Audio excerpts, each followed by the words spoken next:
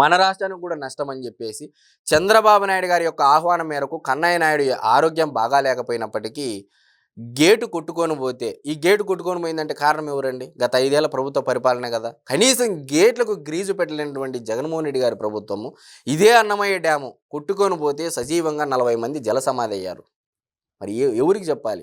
నిజంగా ఈరోజు జగన్మోహన్ రెడ్డి గారికి చిత్తశుద్ధి ఉంటే రైతుల పట్ల మీరు టెంటు వేసుకొని బ్రహ్మాండంగా ధర్నా చేయవచ్చు. రైతులకి ఏ వారికి వాళ్ళకి అందాల్సినవి అందుతూ ఉన్నాయి. మరి గత 5 ఏళ్లలో పసుపు బోర్డు పెడతామని మీరు హామీ ఇవ్వడం జరిగింది. ఇదే మిర్చి రైతు గుంటూరు మిర్చి అంటే ఫేమస్. మరి ఇలాంటి మిర్చిని ఎందుకు మీరు ఓల్డ్ వైడ్గా బ్రాండింగ్ చేయలేదు? ఈరోజు అరకు కాఫీ ఉంది, ఎందుకు చంద్రబాబు నాయుడు గారు బ్రాండింగ్ చేస్తూ ఉన్నారు? మరి ఇది అరకు కాఫీ ఏవైతే పండించే వాళ్ళు ఉన్నారో వాళ్ళకి సపోర్ట్ ఇచ్చినట్టు కదా ముఖ్యమంత్రి గారు. మరి మీరు ఎందుకు చేయలేదు? అంటే ఏదో పసుపు చొక్కా అంటే ఈ గ్రీన్ ఆకుపచ్చ కలర్ కండువా వేసుకుంటే రైతుల పట్ల ప్రేమ ఉన్నట్టు. ముందు ఈ సంస్కృతి పోవాడి. నిజంగా జగన్మోహన్ రెడ్డి గారు రైతుల నుంచి వచ్చినటువంటి కుటుంబము, రైతు కుటుంబం అయితే ఈ విధంగా బల ప్రదర్శన చేయడానికి మిర్చి యార్డుకు వెళ్ళరనేది నేను మీడియా ముఖంగా చెప్తున్నాను.